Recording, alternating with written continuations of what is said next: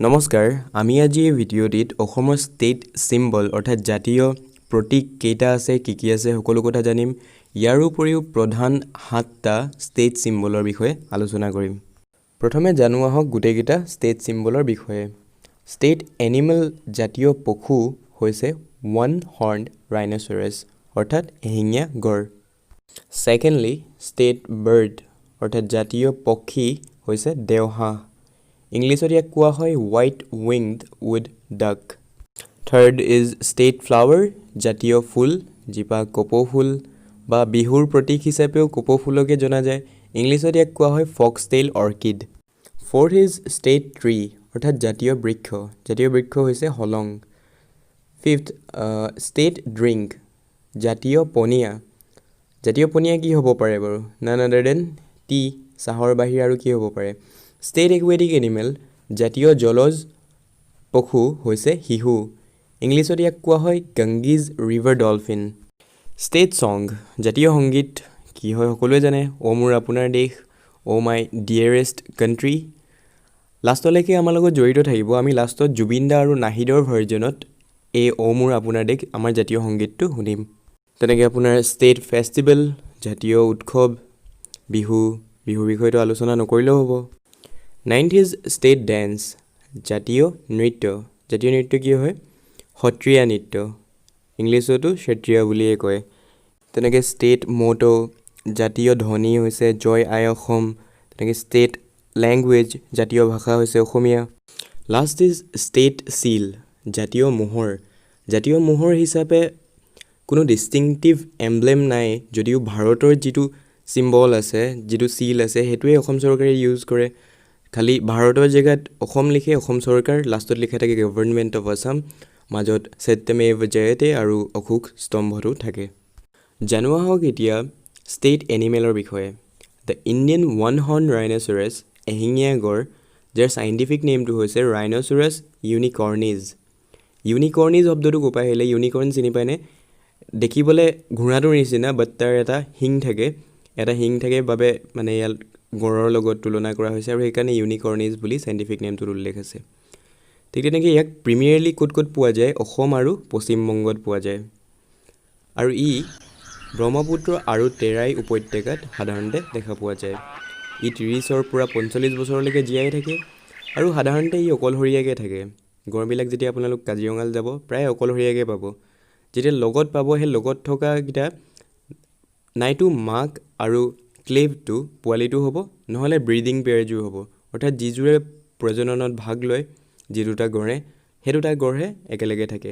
এনেকৈ সাধাৰণতে সিহঁত অকলশৰীয়াকৈ থাকে সিহঁতে সাধাৰণতে গছৰ পাত ঘাঁহ ফ্ৰুটছ ইয়াৰ উপৰিও জলজ উদ্ভিদসমূহ খায় 2007 চনত যিটো ছাৰ্ভে হৈছিলে গড় কিমান আছে তাত পোৱা গৈছিলে 2575টা গড় পোৱা গৈছিলে যাৰে 2000টা গড় অকল অসমত পোৱা গৈছিলে অসমখন এশিঙীয়া গড়ৰ বাবে বিশ্ববিখ্যাত টুৰিজিমৰ ক্ষেত্ৰৰ ফালৰ পৰা হওক বা যদি আমি এই বুলি কওঁ যে এশিঙীয়া গড়টোৱে অসমখনক বুজায় তেতিয়াও ভুল নহয় হয়নে আৰু ঠিক তেনেদৰে অসম চৰকাৰেও কিছুমান কনজাৰভেশ্যন মিটাৰ্ছ হাতত লৈছে ছাচ এজ ইয়াৰ ছিকিউৰিটি বঢ়াই দিছে ইয়াৰ ৰিডিউচিং পচিং গড় হত্যা বন্ধ কৰিছে এছাৰ্টিং হেবিটেট ষ্টেটাছ গড়ৰ যিবিলাক বাসস্থান সেই বাসস্থানবিলাক উন্নত কৰিছে তেনেকৈ reducing human wild life conflicts যিবিলাক সৰ্বসাধাৰণতে মানুহ আৰু বন্যপ্ৰাণীৰ মাজত যিবিলাক সংঘৰ্ষ চলি থাকে সেই সংঘৰ্ষবিলাকৰ যাতে পাৰ্ট নহয় গড়টো সেইটোৰ ব্যৱস্থাও চৰকাৰে হাতত লৈছে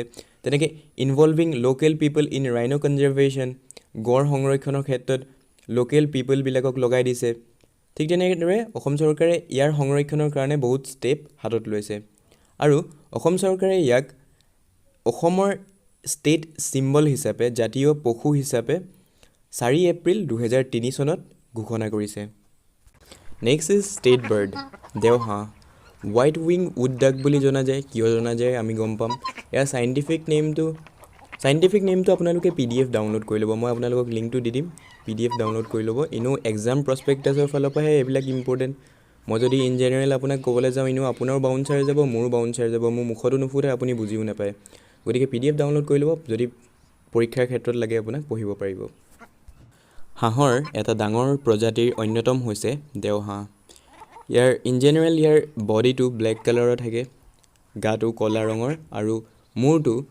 হোৱাইট কালাৰৰ বগা, য'ত ব্লেক স্পটেড থাকে, ক'লা ক'লা দাগ থাকে। ইয়াৰ ডেউকাৰ তলখন অৰ্থাৎ পাখিখনৰ পেচেছখিনিৰ কথা কৈছে, সেইবিলাক বগা থাকে আৰু যি কাৰণে ইয়াক হোৱাইট উইং উড ডাক বুলি কোৱা হয় ইংলিছত। সন্ধিয়া সময়ত ইহঁতে যিটো হাৰ্চ হংক, ইহঁতৰ যিটো হুইচেল, যিটো কিৰিলি পাৰে, যিটো উকি মাৰে ইহঁতি, শুনিবলৈ পাইছে আপোনালোকে, আৰু যাৰ বাবে ইয়াক দেওৰ লগত তুলনা কৰিব পাৰি, মানে ভয়ংকৰ চিঞৰে সিহঁতে, আৰু সেইবাবে অসমীয়াত ইয়াক কোৱা হয় দেওহাঁহ, অৰ্থাৎ স্প্ৰিট ডাক বুলি কোৱা হয়। ইহঁতে মেইনলি ছিডছবিলাক, গছৰ গুটিবিলাক খায়, তেনেকৈ ভেজিটেশ্যন, ঘাঁহ বন খায়, আৰু ফিছ বা এনিমেল মেটাৰ, সৰু সৰু কীট পতংগবিলাক খায়, as well as aquatic snail, পানীত পোৱা যিবিলাক শামুক থাকে, শামুকবিলাক খায়, বা স্পাইডাৰবিলাক যিবিলাক পানীৰ ওপৰত বগাই থাকে, মকৰাবিলাক, সেইবিলাক খায়, আৰু সৰু সৰু ইনছেক্টবিলাক, কীট পতংগবিলাকো খায়। ইহঁতে সাধাৰণতে গছৰ খুৰুঙত বাঁহ সাজে, অৰ্থাৎ ট্ৰীবিলাকত যিবিলাক হোল থাকে, সেই হোলবিলাকত ঘৰ সাজে। আৰু ফিমেলবিলাকে, অৰ্থাৎ মাইকী হাঁহকেইজনীয়ে 16টালৈকে কণী পাৰিব পাৰে। And it was historically widely distributed from north east India and Bangladesh. বিশেষকৈ উত্তৰ পূব ভাৰত আৰু বাংলাদেশত ইহঁতক পৰ্যাপ্ত পৰিমাণে পোৱা গৈছিল, কিন্তু এতিয়া সেইবিলাক পোৱা নাযায়। কিয় পোৱা নাযায়? Destruction, degradation, disturbance of river and habitats. বিশেষকৈ যেতিয়া আমি নদী কাষৰীয়া অঞ্চলসমূহ, বনাঞ্চলসমূহ ধ্বংস কৰি দিওঁ, তো এইবিলাকে ইহঁতৰ পপুলেশ্যনটোক ডিগ্ৰেড কৰি দিছে, নাইকিয়া কৰি পেলাইছে, কমাই দিছে। ইহঁতক IUCN-এ এণ্ডেঞ্জাৰ্ড স্পেচিছ হিচাপে, লুপ্তপ্ৰায় প্ৰাণী হিচাপে ৰেড লিষ্টত ভৰাই থৈছে। IUCN কি হয়? International union for conservation of nature. প্ৰকৃতিখন সংৰক্ষণ কৰিবৰ কাৰণে বিশ্বত এখন ইউনিয়ন আছে, যিখনক IUCN বুলি জনা যায়। অসম চৰকাৰে হোৱাইট উইং উড ডাক অৰ্থাৎ দেওহাঁহক কেতিয়া জাতীয় পক্ষী হিচাপে গ্ৰহণ কৰিছিলে? 4 এপ্ৰিল 2003 চনত। নেক্সট ইজ ষ্টেট ফ্লাৱাৰ, জাতীয় ফুল অৰ্থাৎ কপৌ ফুল। ইয়াক ফক্সটেইল অৰ্কিড বুলি জনা যায়। কিয় জনা যায়? শিয়ালৰ নেগুৰডালৰ লিখীয়া, ফক্সৰ টেইলডালৰ লিখীয়া নহয় জানো দেখিবলৈ? আৰু যিহেতু ই অৰ্কিডৰ এটা প্ৰজাতি হয়, অৰ্কিডৰ ঢেৰ প্ৰজাতি আছে, অকল কপৌ ফুলেইটো নাথাকে, তো সেইটো কাৰণে ইয়াক চিনাক্তকৰণৰ কাৰণে নামটো কি বুলি কৈছে? Foxtail orchid. ইয়াক সাধাৰণতে ক'ত ক'ত পোৱা যায়? Vietnam, Malaysia, Indonesia and in India. গছজোপাত সাধাৰণতে 6 পৰা 8 জোৰ পাত থাকে, তেনেকৈ ফুলো 6 পৰা 8 পাহ মানে থাকে। ফুলকেইপা 20 ইঞ্চিমান দীঘল হয়। ইয়াক সাধাৰণতে ক'ত ক'ত পোৱা যায়? অসম আৰু অৰুণাচলত পোৱা যায়। আৰু মনত ৰাখিব, অকল অসমেই নহয়, অৰুণাচলেও ইয়াক as a state flower adopt কৰিছে। বহাগ বিহুৰ প্ৰতীক হিচাপে জনাজাত কপৌ ফুলপাহক 2003 চনৰ 4 এপ্ৰিলত অসম চৰকাৰে as a state flower adopt কৰিছে।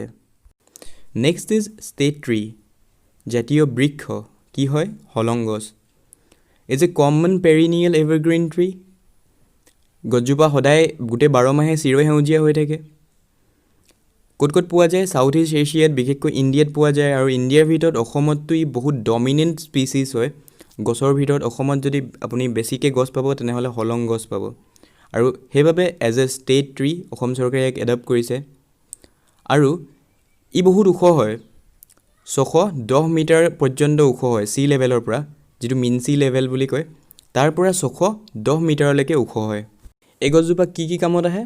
প্লাইউড বনোৱাৰ ক্ষেত্ৰত, ভেনিৰ বনোৱাৰ ক্ষেত্ৰত। ভেনিৰ মানে এইটো এটা থিন লেয়াৰ হয়, পাতলা লেয়াৰ, প্লাইউডতকৈ পাতলা। যেতিয়া আমি ফাৰ্নিচাৰ বনাওঁ, তাৰ ওপৰত সেইটো লগাওঁ যাতে ডেজলিং এটা আহে, জিলিকনি এটা আহে তাৰ পৰা।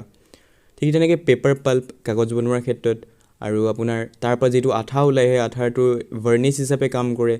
নাও বনোৱাৰ ক্ষেত্ৰত হওক, ৱাল বা ফাৰ্নিচাৰত যিটো ভাৰ্নিছ মাৰে, সেইটো এই গছৰ পৰা নিৰ্মাণ কৰিব পাৰি। ঠিক তেনেকৈ ইয়াৰ মেডিচিনেল প্ৰপাৰ্টিজ কিছুমান থাকে। আৰু 4 এপ্ৰিল 2003 চনত অসম চৰকাৰে ইয়াক এজ এ ষ্টেট ট্ৰী, জাতীয় বৃক্ষ হিচাপে গ্ৰহণ কৰিছে। নেক্সট ইজ ষ্টেট ড্ৰিংক, জাতীয় পনীয়া। কি হ'ব পাৰে? আলহী ঘৰলৈ গ'লে প্ৰথমতে আমাক কি উলিয়াই দিয়ে? চাহ।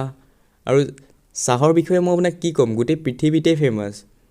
ভাৰতৰ 51% শ্বেয়াৰ অকল অসমে দিয়ে, পৃথিৱীৰ 11% শ্বেয়াৰ অকল অসমে দিয়ে এজ এ ষ্টেট। সেইটো বহুত হিউজ প্ৰডাকশ্যন কৰে অসমে, আৰু সেইকাৰণে গোটেই পৃথিৱীত ফেমাছ। আৰু এজ এ ষ্টেট ড্ৰিংক, জাতীয় পনীয়া হিচাপে কেতিয়া গ্ৰহণ কৰা হৈছিলে? 23 নৱেম্বৰ 2011 চনত। কাৰ দ্বাৰা? Former chief minister Tarun Gogoi দ্বাৰা। Next is state aquatic animal অৰ্থাৎ জাতীয় জলজ জন্তু কি হয় শিশু। গংগেজ ৰিভাৰ ডলফিন হিচাপেও জনা যায় আৰু ইয়াক প্ৰধানতঃ নেপাল ইণ্ডিয়া আৰু বাংলাদেশৰ ফ্ৰেছ ৱাটাৰবিলাকত পোৱা যায়। Fresh water means lake of salt বা এবচেঞ্চ অফ চল্ট, মানে যিখিনি পানী লুণীয়া অৰ্থাৎ সাগৰৰ পানীত ইহঁত জীয়াই নাথাকে। তেনেকৈ ব্ৰহ্মপুত্ৰ আৰু গংগাত এবিধ মাছ প্ৰধানতঃ পোৱা যায়। ইহঁতৰ গাটো মুগা ধোঁৱা মুগা বৰণীয়া হয় অৰ্থাৎ ব্ৰাউন গ্ৰেইছ কালাৰৰ হয় আৰু ঠোঁটটো দীঘল আৰু থিন পাতলা থাকে। ৰাউণ্ড বেলি, গাটো গোল এণ্ড লাৰ্জ ফ্লিপাৰ্ছ, পাখিবিলাক ডাঙৰ ডাঙৰ থাকে। এটি চকুৰে ভালকৈ নেদেখে আৰু সেইবাবে ইহঁতক কণা ডলফিন বুলিও জনা যায় বা ব্লাইণ্ড ডলফিন বুলি কয়। আৰু মোক এটা কথা কওক, যদি সিহঁতি কণা হয় ব্লাইণ্ড হয় তেনেহ'লে সিহঁতি চিকাৰ কেনেকৈ কৰে, সিহঁতি খায় কেনেকৈ? এক'লোকেশ্যন নাম শুনিছে? যদি জানে এক'লোকেশ্যন মানে কি হয় তেনেহ'লে কমেণ্ট বক্সত ৰিপ্লাই কৰি জনাব আমাক এক'লোকেশ্যন মানে কি। ইহঁত মেমেল হয় অৰ্থাৎ ইহঁত স্তন্যপায়ী প্ৰাণী, যিয়ে নিজৰ পোৱালীক গাখীৰ খুৱাই ডাঙৰ কৰে, সেইবিধ হ'ল মেমেল। আৰু ইহঁতি কি কৰে 30ৰ পৰা 120 ছেকেণ্ডৰ মূৰে মূৰে পানীৰ ওপৰলৈ আহে, ওপৰ ছাৰ্ফেচলৈ আহে। কেলৈ আহে? কাৰণ ইহঁতি পানীৰ ভিতৰত উশাহ ল'ব নোৱাৰে আৰু পানীৰ ওপৰলৈ যেতিয়া সিহঁতি ওলাই আহে, ওলাই আহোঁতে এটা চাউণ্ড কৰে। শুনিলে কেনেকুৱা চাউণ্ড কৰে? চাউণ্ডটো কিহৰ লিখীয়া লাগে শুনিবলৈ? শিশু লিখীয়া লাগে হয়নে? আৰু সেইবাবে ইয়াক অসমীয়াত শিশু বুলি জনা যায়। ইয়াৰ উপৰিও বহুত কথা আছে, যেনেকৈ ধৰক ইহঁতি কি খায়, বৰ্তমান ইহঁতৰ পপুলেশ্যন কিমান, বা অসম চৰকাৰে ইহঁতক কেতিয়া as a state aquatic animal adopt কৰিছিলে। এই সকলোবিলাক কথা PDF-ত উল্লেখ আছে, আপোনালোকে ডাউনলোড কৰি ল'ব। মই আৰু বেছি নকওঁ কাৰণ ভিডিঅ'টো অলৰেডি বহুত দীঘল হৈ গ'ল, কাৰণ আৰু ষ্টেট ছং জাতীয় সংগীতৰ বিষয়ে জানিব আছে। আৰু জাতীয় সংগীতৰ বিষয়েনো মই কি ক'ম, অ' মোৰ আপোনাৰ দেশ সকলোৱে জানে, লক্ষ্মীনাথ বেজবৰুৱাদেৱে লিখা, কমলা প্ৰসাদ আগৰৱালাদেৱে পৰিচালনা কৰা। বৰ বেছি নকওঁ, আপোনালোকে জানিবলৈ মন থাকিলে PDF ডাউনলোড কৰি ল'ব। আৰু জুবিন দা আৰু নাহিদে যিহেতু ৱেইট কৰি আছে, গতিকে বেছি দেৰি নৰখোঁ, চাওঁ আহক।